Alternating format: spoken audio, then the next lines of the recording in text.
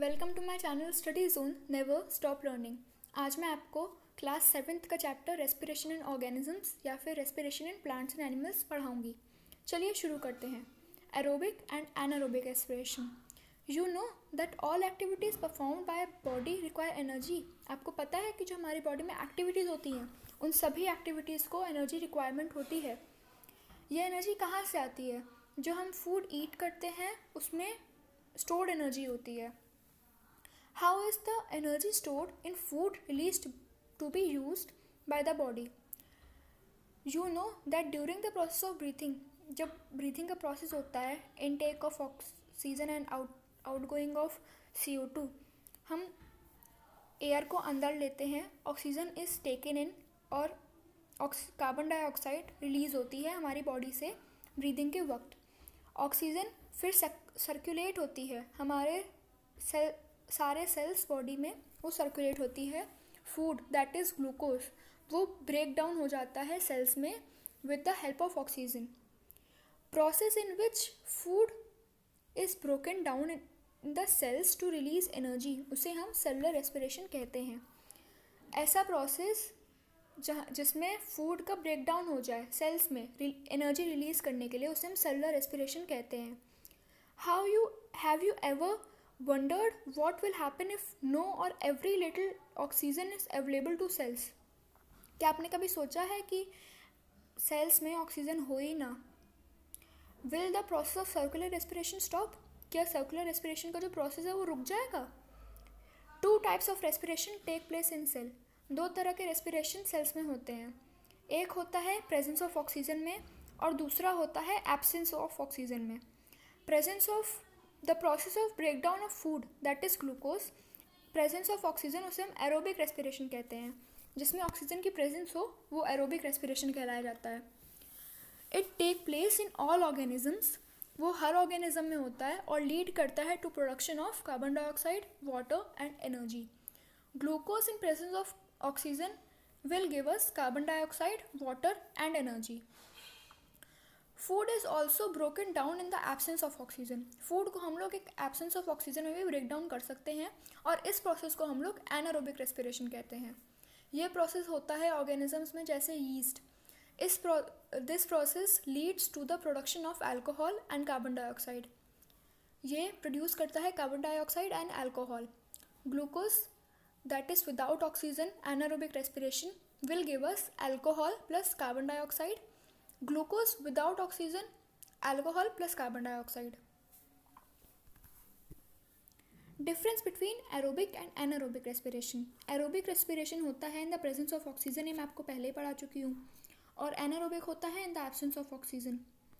ये इन्वॉल्व करता है, aerobic respiration इन्वॉल्व करता है exchange of gases between an organism and an outside environment, और वहीं anaerobic respiration इन्वॉल्व करता है exchange of gases absent होती हैं इसमें कोई एक्सचेंज ऑफ गैसेस नहीं होती हैं।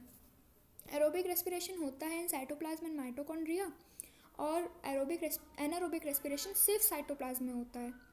एरोबिक रेस्पिरेशन रिलीज करता है CO2 को और H2O को, और एनारोबिक रेस्पिरेशन में एंड प्रोडक्ट्स वैरी कर सकते हैं।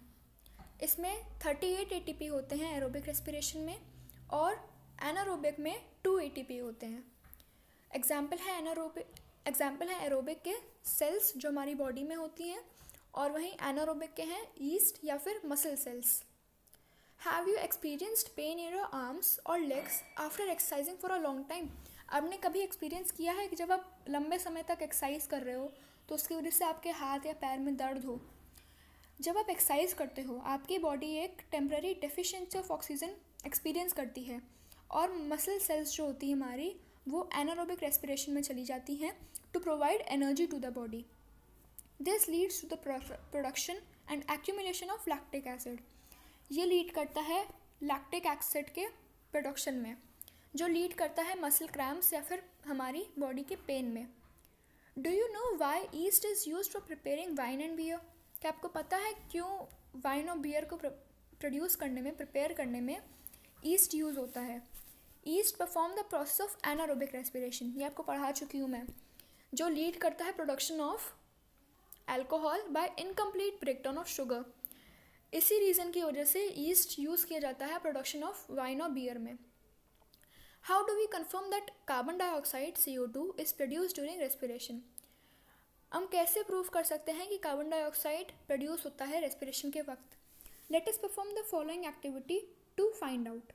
East in a beaker. अब इस एक्टिविटी से हमको पता चलेगा कि CO2 प्रोड्यूस होता है रेस्पिरेशन के वक्त। इसमें शुगर सोल्यूशन में ईस्ट सेल्स पड़ी हुई हैं और लाइम वाटर में वो कन्वर्ट करती जाती हैं। Take some yeast in a beaker with sugar solution.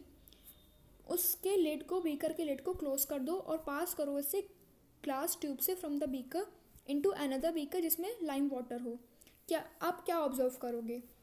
What process do you think is possible for this observation?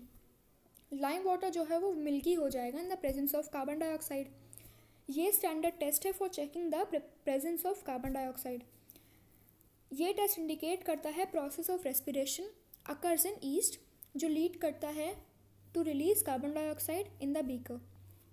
Anaerobic conversion of sugar to carbon dioxide and alcohol by yeast, इसे हम fermentation कहते हैं।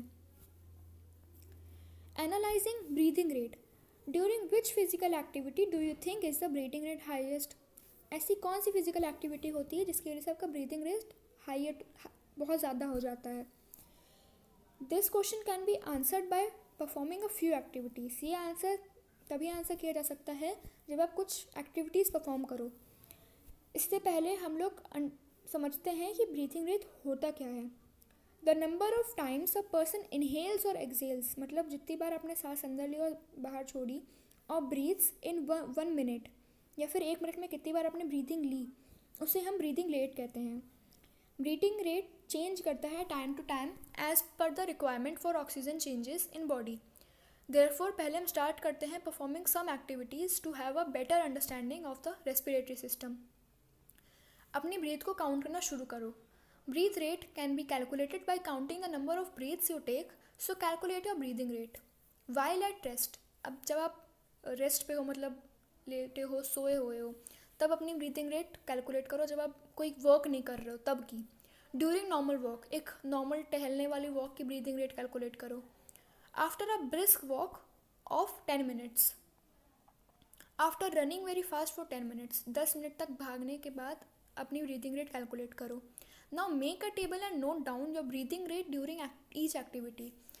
इन 4 activities की अपनी breathing rate calculate करो। आप notice करोगे कि सब that your breathing rate is the minimum जब आप रेस्ट पे होते हो और मैक्सिमम जब आप भाग रहे होते हो। इसका रीज़न क्या है? इस डिफरेंस का रीज़न क्या है? आफ्टर हैवी एक्सरसाइजिंग बॉडी को एक्स्ट्रा एनर्जी चाहिए होती है। Breathing rate tremendously increases to provide more energy to the body. इसीलिए ब्रीदिंग रेट इंक्रीज होता है अपनी बॉडी को ऑक्सीजन हमारी बॉडी को देने के लिए। Thus the oxygen taken in will aid in cellular respiration. This will lead to the release of energy from food which will be then available to the body. Mechanism of breathing. We breathe while performing all kinds of activities even while we are asleep. हम लोग breathe करते हैं जब हम हर तरह की activity करते हैं, इनफैक्ट जब हम सो रहे हो तब भी। What is the biological mechanism involved in breathing? अब क्या ऐसा बायोलॉजिकल मैकेनिज्म होता है ब्रीदिंग के वक्त? Parts of human respiratory system. ये कुछ पार्ट्स हैं, आपसे एग्जाम में भी पूछे जा सकते हैं। लेबलिंग करने को पूछा जा सकता है आपसे ज़्यादातर। नेज़ल कैविटी होती है ये, फिर फेरिंग्स आता है, फिर trachea, then are lungs and then diaphragm. Parts of human respiratory system. Organ of respiratory system extend from nose to lungs. इसमें nose, pharynx, trachea, bronchi, bronchioles, lungs included होते हैं। Nostrils. The air from outside first enters the nostrils, which is divided into the left and the right nostril. जो air है वो पहले हमारे nostrils में enter करती है, जो डिवाइड होती है लेफ्ट और राइट नॉस्ट्रल में।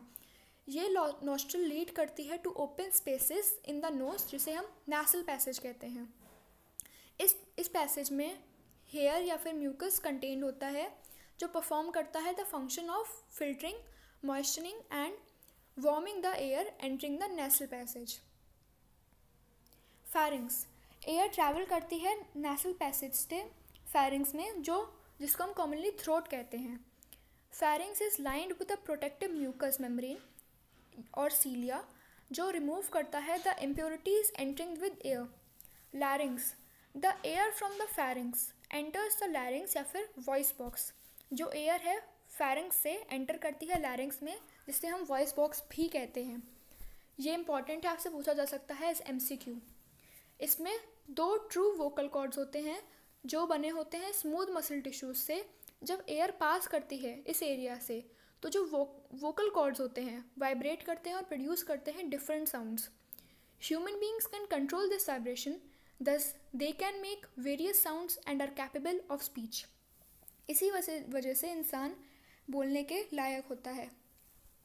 Trachea, from the larynx the inhaled air moves into the windpipe और ट्रैकिया। लैरिंग्स से इनहेल्ड एयर जो होती है वो मूव कर जाती है विंड पाइप में या फिर ट्रैकिया में। जिनके सेकेंड नेम्स इन सबके फेरिंग्स, लैरिंग्स, ट्रैकिया या फिर नेसल कैविटी के, नेसल पैसेज के, वो सब आपसे पूछे जा सकते हैं, तो उनको भी आपको साइड बाय साइड याद करना है। The trachea is a long narrow tube, एक लंबा नैरो ट्यूब होता है जो लाइंड होता है with ciliated muscle mucus membrane. The trachea branches into 2 tubes, the left and right bronchi. जो ट्रैकिया होता है वो ब्रांच होता है 2 ट्यूब्स में, लेफ्ट और राइट ब्रोंकाई में। सीलिया मूव करता है म्यूकस को जो जिसमें डस्ट पार्टिकल्स होते हैं back towards the pharynx where it is swallowed. The opening of trachea guarded होती है एक मस्कुलर फ्लैप से जिसे हम एपिग्लॉटिस कहते हैं। ये इंपॉर्टेंट है, याद रखिएगा। एपिग्लॉटिस क्या होता है? ओपनिंग ऑफ ट्रैकिया जो गार्डेड होती है मस्कुलर फ्लैप से। It closes the trachea while swallowing of food to avoid the entry of food particles in it.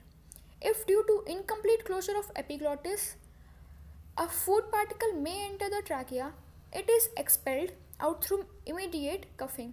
आपको जब खांसी आती है, क्यों आती है? कभी कभार मतलब ऐसे ही आपको खांसी आ गई विदाउट एनी रीज़न, वो इसी वजह से आती है।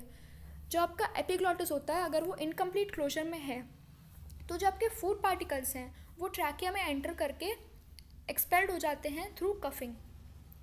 ब्रोंकाई एंड ब्रोंक्यूल्स, जो air from the trachea move करती है ब्रोंकाई में जो फॉर्म्ड होती है because of the division of trachea. Each bronchus enters one of the lungs. Inside the lungs जो ब्रोंकाई है फर्दर डिवाइड होता है ब्रोंक्यूल्स में। जो एयर होती है वो मूव करती है इन्हीं ब्रोंक्यूल से। Alveoli, the bronchiole further subdivided into smaller branches in the lung. These branches ultimately terminate into tiny air sacs जिसे हम alveoli कहते हैं। tiny air sacs को alveoli कहा जाता है। These cells are surrounded by many blood capillaries. यही cells surround होती हैं बहुत सारी blood capillaries से। Lungs are pair of spongy elastic organs जहाँ पे exchange of gases होता है। लेफ्ट लंग कंटेन करती है 2 लोब्स को और स्लाइटली स्मॉलर होती है than that of right one. उसमें 3 लोब्स होते हैं राइट वन में। Lungs are found enclosed within the rib cage. Both the lungs are well covered and protected by 2 membranes, inner and outer pleura. Further a muscular sheet is present below the lungs जिसे हम diaphragm कहते हैं। एक muscular sheet होती है नीचे, उससे हम डायफ्राम कहते हैं। External nostrils lead to nasal passage, then it leads to nasal chamber, then it leads to nasopharynx, then it leads to larynx, that is your sound box, and it leads to through glottis to trachea. Divide करता है 5th thoracic vertebra, that is primary bronchi, and then it divide to secondary bronchi या फिर bronchioles. तब वो divide करता है 3rd tertiary bronchi या फिर bronchioles, then वो divide करता है terminal bronchioles and then it divides to alveoli. Phases in respiration, यहाँ से मैं आपको नेक्स्ट वीडियो में पढ़ाऊँगी। अगर आपको मेरी ये वीडियो यहाँ तक पसंद आई हो तो लाइक सब्सक्राइब शेयर करना ना भूलें, और अगर आपको यहाँ तक कोई भी डाउट हो तो कमेंट में बता दें। Thank you.